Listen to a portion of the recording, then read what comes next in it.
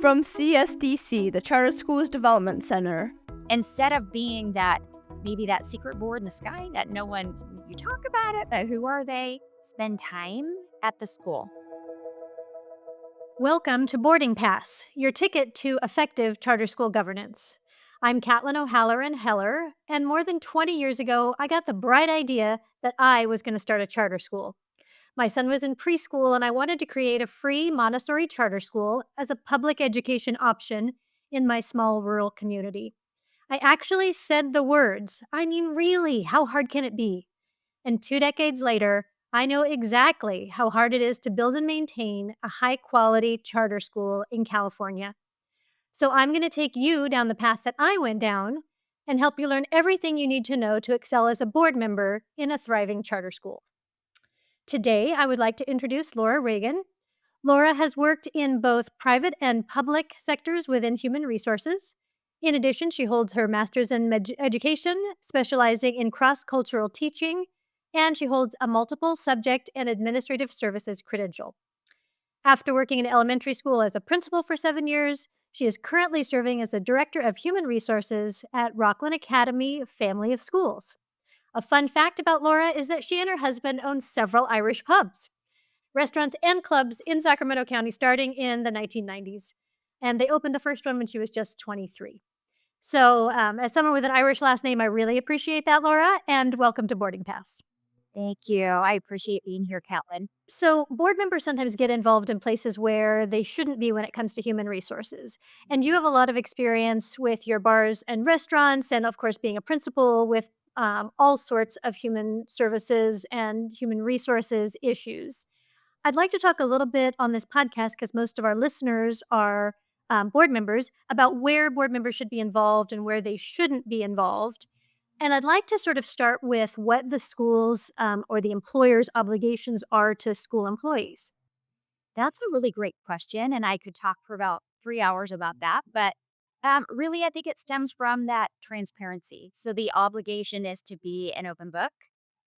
It is to ensure equity and fairness for everyone. It's to be sure that we communicate. This is basically our roadmap, and that Mhm. is the strategic plan, which is in alignment with the vision, the mission, in alignment with the LCAP. So here's our roadmap, and then our promise and our commitment to everyone is we will follow this roadmap together, Mhm. share out, and be sure that all decisions are made in the best interest of all kids. So I would say that is first and foremost.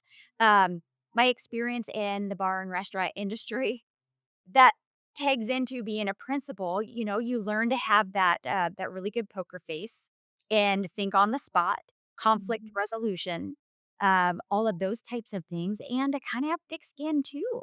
Sure. When you are working in the world of charter and you're partnering with your amazing board of directors, and your goal is to do great things for all kids, sometimes you cannot please everyone in the community. And, we would love to, but, you just learn different skills throughout the years to be able to navigate a position that could carry some heat. Yeah, no, that's right. And I think, you when you hit on the part about the LCAP and how, that's a great way for board members to be involved in creating a series of obligations and, when they approve the LCAP and when they set policy and they set direction, that they're really laying out that roadmap for employees and for you as an employee, right? That they're making it clear these are our expectations. And I think that's an important message to board members is that they do have a role in human resources. It might just not be the role they think that they have sometimes in human resources. Yeah. What do you think if you were to list like some roles and responsibilities that board members have in human resources, what do you think that those would be? Those would be to review pay schedules, salary schedules, Mhm. to be a part of compensation. Mhm. I would say to approve all the policies, the employee handbook. So it's their job to be sure I am doing right by the organization. I am a compliance manager, and they oversee everything that I say and do, and they should. So really, are the things that human resources is bringing to the board, are they all in alignment with that roadmap? Are they Yeah. all in alignment? Are they in the best interest of the stakeholders? I would say the board should really do their due diligence, ask questions. I would be expected if I was proposing any new pay structures that how is this going to impact the budget, the cost impact? Are we being fiscally responsible? So I anticipate all of those questions. So I think those are really important roles of the board within human resources. Um, I think more of the day to day may be outside their scope a little bit. In human resources, we're talking about workers' compensation, leaves of absence, credentials, and so many different things. Um, a time that the board might play into employee relations is if I legally need to bring something to them for approval. But Sure. as far as interviewing, hiring, those types of things would be, I would say, are outside the scope of what the board needs to do. Right. I completely agree with you, and I'm glad you said that. I think in a system like the Rocklin Academy of Schools, you're large enough that your board and your administrators have maybe more defined roles. I think in some small schools, I'm on a board of a school. It's a single site charter, and we have about 450 kids in our school, and I think that gets a little it's more squishy sometimes because board members are called upon to do other things and participate in other things. And so they think, oh, well, I should also be part of hiring and firing this teacher, or I should have a bigger role. And I think there's a misunderstanding sometimes. And you've clearly articulated what the roles and responsibilities really are.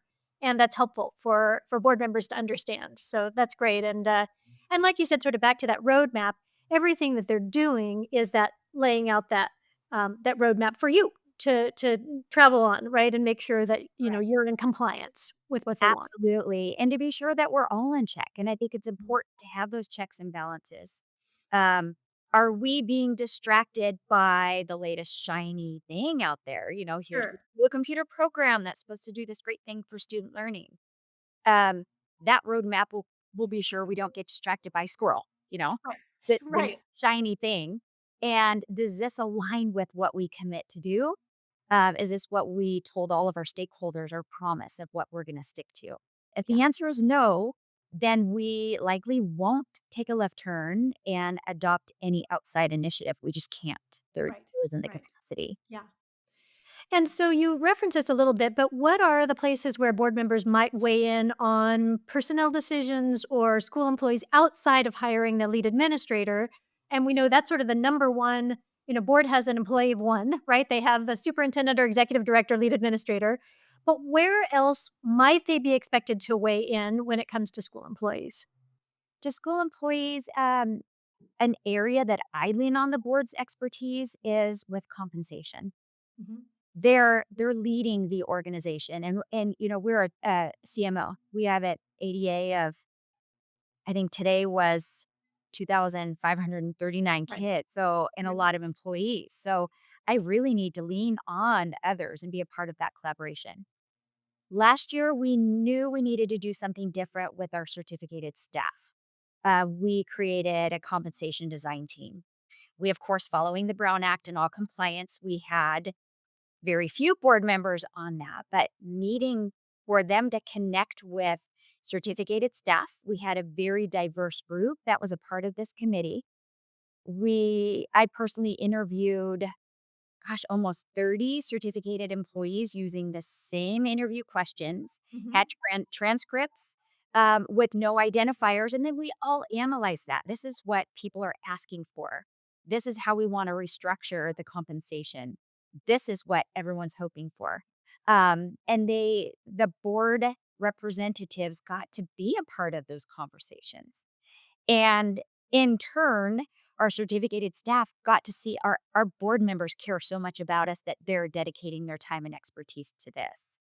And then let everyone kind of play around. We had a playground of compensation so they can see, oh my goodness, if COLA is this amount, how will it affect the bottom line budget? How can we have things be equitable and fair? The board members were part of a survey. So throughout that process, they didn't have a vote on maybe the salary schedules that we landed on. They were very good at abstaining from that because it was an unofficial committee. but they were a part of those conversations. So that was a valuable way for board members to connect with their staff, to hear what people want and need and provide their feedback. And then ultimately, when it did go to vote, they had that background information and say, yeah, I know our people. I Right. know what they're saying. Right. And what Laura happens to be sharing with me today is in alignment with what they're saying, or they have the prerogative to say, yeah, that's not really in alignment with what I heard, Mhm. which I would expect. Sure. I love that collaboration. I love the way that you built community around that. That you brought in the individual voices as well as sort of the collective voice of your classified staff, and then with the board members, again, sort of some individual voices, but then bringing it back to the whole board and to a public conversation about that. Did you end up? How did you end up changing compensation? Did you raise compensation? Did you add other things to compensation? How did that? How did that? What was the end result? We did. It was amazing. And the committee that we had really had a deep understanding because, of course, everyone wants to be paid more. Who Right. doesn't? Right. But we know as a charter organization, we need to do more with less money.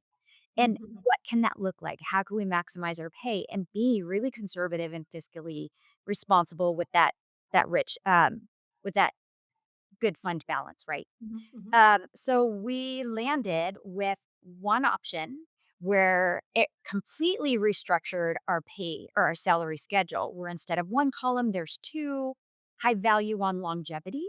Mhm. We don't have the capacity to count units Mhm. or to vet units beforehand, and we never had. So now we have two different columns. Everyone was happy with it. We communicated throughout the process. So there was that deep transparency. I went to every single campus with a team to talk to everyone, and board members were available as well. So that was instrumental. We did a complete overhaul with what that looked like with the board support, expertise, and help. So that was a valuable way for the board to be involved. In the beginning of the year, we always have a district kickoff day. It's a way before any student comes back on campus that the organization can connect. So it's all staff, Right, nice. certificate, Yeah. classified, everyone. The board comes, and the board is a big part of giving away the longevity, different awards. These people have been with us for 20 years, and here's your award.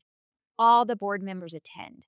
Oh, fantastic. Every staff member in the organization could say, well, that's our board. They care enough to be here today. And we know that they have jobs outside of their, being on the board. And that's just a way to connect. They also sit at the different tables. Last year, we had a kickoff with empathy. This year was self compassion.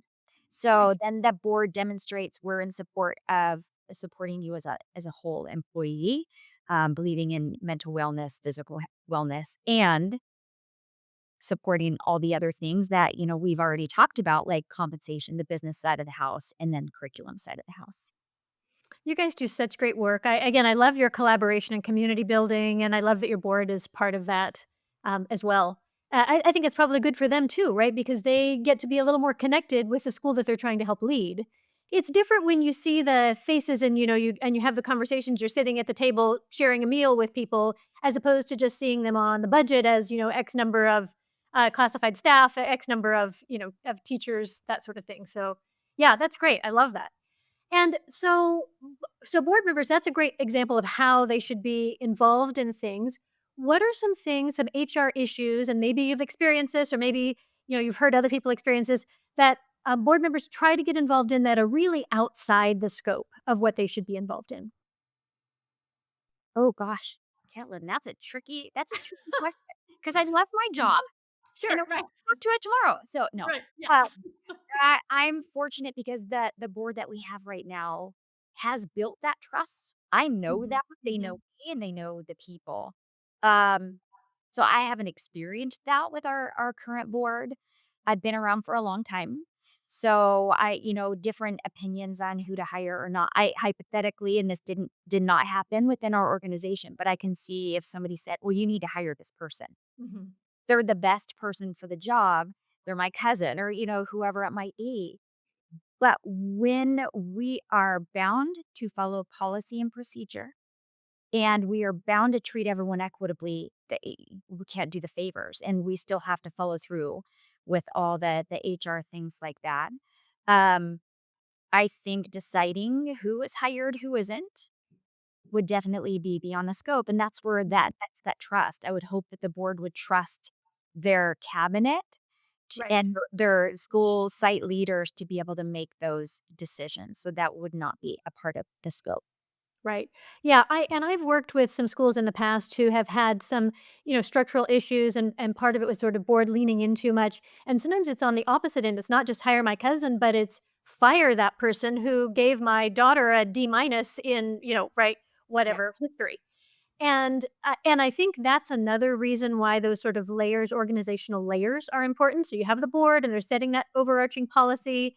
They hire, a quality lead administrator who then hires other staff who follow that roadmap. And then you don't get involved in all of the nitty-gritty or setting bell schedules or hiring and firing teachers and things like that. And I think it is, board members come in from lots of different backgrounds, and so just understanding what your role is important, in this capacity. So the one thing that, board members do and are charged with doing is hiring and firing that employee of one, that lead administrator, executive director, superintendent, and and at least in the schools that I've seen be, to do this well, they do goal setting and they do an evaluation process. Can you talk to me a little bit about how your board does that and the value of doing that in your organization? We do have our superintendent and of course our board of directors and then our cabinet. So I can speak more to how the cabinet level is held Sure. to. Okay. So the we all have our goals. We set our goals and we check in often about our different goals to be sure that we're tracking, Mhm. pivot when needed, and then have that conversation at the end of the year. And for me, that would be my supervisor is the superintendent. So she keeps a tight pulse. We have running agendas, and my goals are linked to the top of her and my agenda, and then Mhm. revisit it at the end of the year. Some things that we've tried throughout the years are 360. I Mhm. personally find that what we have created in house works much better for me, for my personal growth. Because at 360, of course, you're going to flip through the pages because you know who your boss is and you want to Yeah. see what they're going to say. But what really has helped the cabinet members grow is that narrative from our superintendent. She is amazing. She is super authentic, always there for us. Is her narrative. And then really what I want to know is what do I need to work on? Sure. What are my areas? Are there any areas of concern? What do you see are any areas of weakness? And help me develop a plan to be better because Mhm. I'm always growing, I'm always learning, Right. and that's the mindset that she has created, with our whole team. Yeah. And you did, Laura, you came to the CSTC conference and did an excellent presentation on strategic planning. Are your goals linked to your strategic plan, your own personal goals or the goals of the cabinet? That I'm glad you brought that up. Why, yes, they are. So mine are directly linked to strategic plan goal 3, which has to do with a lot of the compensation.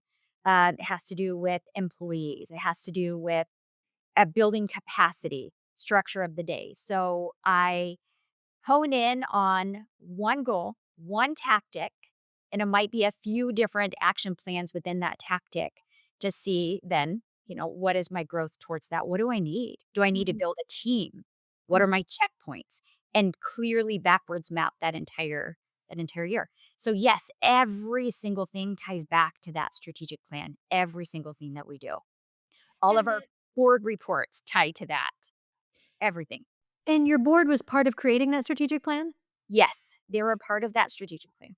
So that's another place where they sort of interface with human resources, right? And like you said, sort of backward mapping a little bit, right? But you set those goals and you understand that it takes the humans on your staff to carry those things out, and then you sort of break that down in terms of goals for them.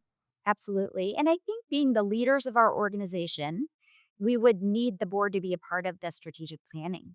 and Mhm. lean into their expertise quite a bit, because if they are approving or not approving different things that are brought to the board, making decisions to guide the organization, they would have to know what that roadmap is, and they would have to understand it and understand how we can do it as a team. So, yes, the board is really an integral part of the strategic plan. Mhm. Anything that I put on the board agenda has to be linked to the strategic plan. Yeah, I I have like to that. identify what goal. Yeah, I remember that from your presentation at the conference, and I thought, wow, that is so smart. I mean, you sort of lay it out right there on the agenda item. This is, this is goal 3, and this is why we're talking about this tonight.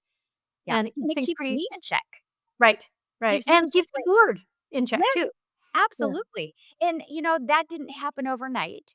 There were years and years back when we first started developing the strategic plans, and we would get distracted by the newer initiatives, or things in the world would happen and we'd have to pivot. sure. So we have learned and become very disciplined over the years.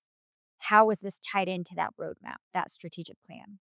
Um, we have developed a governance handbook as well. That has been extremely helpful, and that is really, it's on our website, it's something everyone can see. There's norms, there's effective practices. It really eliminates the gaps and the overlaps. It outlines what the guidelines are between the superintendent and the board. What are the expectations? So that right there can help eliminate any overstep or misstep between the two, because that can organically happen without any negative intention. It's just we're all working towards the same thing of wanting to create a great educational program for all kids. And your handbook is exceptional. Your superintendent came 2 years ago to our conference and presented on the handbook and handed out copies of it and said, "Feel free to take any of this, email me, I'll send it to you." And this year, we got feedback that people had done exactly that and had high quality handbooks due to your school, and I love the way charters share in that way and, work on something that is so important like a governance handbook or even, the value of strategic planning and talk to each other about it and find out, who did you use and how did that work and how long did it take you and what was the investment like, and end up with shareable results. And you guys did that, and yeah, I've seen the handbook. It's yeah, it's excellent. Yeah, Thank you. Oh, I'm so absolutely. glad. And you had asked before what drew me to charters. Mm-hmm. But what you just said is why I will never leave the Right. charters, is everyone shares everything. I Yeah. can dial a friend, and I have so many different people in my phone that I could say, "Hey, what are your thoughts on this?" And I know nothing is ever final. Everything is a living document, even the strategic plan. What are the tactics to address the different sub goals? What are our actions going to be? Because you can say, "Here's our plan," and we're so proud of it, but what are my actions towards the plan? And that's what I'm accountable to the board for. Right. What am I doing to make a difference? Right. Yeah, you all have that lined up so nicely, and you're right. That's one of the things that draws me to charter schools too. Is just that any time that I ask a charter leader, "Can you come on a podcast?" or "Can you share a great idea that you have?" They're always, "Oh, sure, I'd be happy to do that." And yeah, it's a great community to be a part of, the charter school world. So as we kind of wrap up here, I'm asking folks on the podcast to share with our listeners things that maybe they have learned over the years, ways that they think charter school board members can improve or grow or think about things, something that's a thought you want to share with our podcast listeners today. Okay. I think really to have the most cohesive relationship, if I was on a board, to have the most cohesive relationship um, with all stakeholders, spend time at the school. If you have multiple sites, spend time at the school site. You will quickly grasp what that school community and school culture is all about. Every single school site is going to be a little bit different, even though they have the same goal of doing great things for all kids. So be a presence, and that builds the trust too. Because when I say, "Oh, the board approved this," and we are so excited about that, like, we know our board. Instead of being that, maybe that secret board in the sky that no one, you talk about it, but who are they? So being a presence on the school sites, being a part of those smaller committees, still abiding by the Brown Act, of course, but having one, maybe two, be a part of these different committees or these different teams, be a part of the finance committee, connect with individuals, and even stop in and say, how is everyone doing? How is the new legislation of 2025 affecting human resources? Right. That's a whole nother podcast. But Right, exactly. so I think it's spending time to build relationships with your people. That's excellent advice, Laura. Yeah, that's so helpful, and I think you really hit on it. The value of that human connection, as even as a board member. I mean, I do it as a volunteer, but if I don't show up at the school site, I'm really not making the most of that for me or for the folks who are in the school and in the school system. So that's great advice. Thank you, and thank you for being on the podcast today. I really enjoyed chatting with you again. I enjoyed your presentation at our conference, and thanks for being a part of this. It is my pleasure, Catlin. Thank you so much and hope to see you soon. Thank you. This has been Boarding Pass from CSDC, the Charter Schools Development Center. Subscribe on Spotify, Apple Podcast, or wherever you get your podcasts, and share this podcast with your charter school board member friends. And don't worry if you didn't get it all, we took notes for you. View today's show notes or take a peek at the additional resources we've created for you. Just go to chartercenter.org/boardingpass. Thanks as always to Greg Paul, Mike Watson, Melissa Cabral, and today's guest, Laura Regan. We'll see you next time on Boarding Pass. Now that you've got your boarding pass to effective charter school governance, why not upgrade to first class? By becoming a member of the Charter Schools Development Center, you'll gain year-round access to expert guidance, cutting-edge resources, and a network of experienced charter advisors. CSDC membership is your fast track to excellence in charter school governance, offering personalized support and professional development opportunities that will help you and your school soar to new heights. Go to chartercenter.org/membership to learn more.